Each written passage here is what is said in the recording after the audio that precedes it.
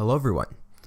Wednesday is the day that Obi-Wan, Geonosis, and some more vehicles come to Star Wars Battlefront II, and I'll just be discussing what we'll get on Wednesday. I'll jump straight into it, starting off with the planet itself. Now, Galactic Assault is the only game mode that, from what I know, will be receiving on Wednesday on Geonosis. And Phase 1 of Galactic Assault on Geonosis looks pretty good. The clones have to reactivate a damaged ATTE and the droids have to stop them. And this will happen inside the canyons, and there's lots of pathways and cover. It's mainly focused on infantry combat, which looks good. It looks very much as a counter to Hoth, because it's a large open area. Phase 2 is the shifting point where it goes from infantry to vehicle combat. So instead of canyons, it's a huge area, but it's not a sniping fest. If you're a clone, you have to destroy the 2 hard cell troop transports, which look like this. In order to destroy them with your normal weapons, you need to use the ATTEs, which will be dropped in random positions. You use the ATTEs first to do more serious damage, and then you finish them off with your troopers. Next, Phase 3. It's just clones. They have to recapture abandoned turbolasers and then take down the droid core ship. There's no narrow funnel. The capture point is 200 meters wide. The capture point can only be captured by ATTEs, and the capture can't be contested, which is interesting. ATTEs can be damaged very easily from the underside. ATTEs, as they die in the second and third phases, that decreases the tickets. Not as a clone troop, which is a good move. The spider droid, as you can see now, will be defending on the droid side, but they're not actually used. They can be controlled by troopers. The vehicles. First, we get this work in progress shot of an ATTE, and here's the GIF from the first Geonosis Community Transmission. It has 3 abilities. One of them is used to damage the hard cells, and it has a long cooldown, which I think is pretty interesting. Normal, the laser cannons, it's the 4 ball turrets at the front.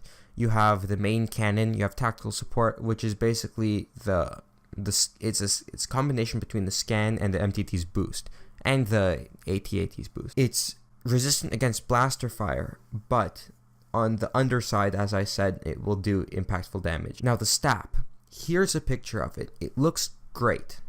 It's basically a speeder bike. It's the same abilities and it's 150 battle points. And the Bark Speeder, it looks amazing. But this is a work in progress shot of it. And it's got the same abilities and it's also 150 battle points. Moving on to the one that everyone has been waiting for. The Obi-Wan Community Transmission. His abilities: normal lightsaber. Next, he has all-out push. Now, if you hold down the button, that increases the range and the width of his ability. In the trailer, we saw that it was just used in a not in a conical format, in just a straight rectangular format, because it was just instantly used. What I think will happen is the longer you hold down the button, the more like Luke's force push it will become. Then you have defensive rush, which I believe we saw. It's probably like Luke's rush. And then you have the restrictive mind trick, which is different from Rey's in that Obi-Wan's mind trick does not allow abilities and dodges to be used. Star cards, not many interesting things there. Voice lines look great. You can read them, they're up on the screen here. And the victory poses are: shall we duel, fighting stance, soldiers with me, and contemplating. Contemplating, he's probably going to be stroking his beard. Emotes, hello there, only a Sith deals in absolutes. The strongest defense is a swift and decisive offense. And your move. Your move is going to be great. His appearance, his default will be in Revenge of the Sith, without the robes, as we saw in the trailer. And the iconic Jedi robes, which you can see on the screen now, are going to be, you can purchase them for 40,000 credits or 1,000 crystals. Also, they talk about the 212th Attack Battalion. Not much else there. And yeah, that's about everything that we've learned. I'll quickly analyze the trailer for you all right now. So immediately, right off the bat, we can see that, here's this overhead shot of Geonosis. You can see the hard cells at the back. There's lots of them. You can see around 3 at the front. And there are 2 Republic gunships coming in, and then on the left side of the screen you can see the LAAT coming in with the ATTE.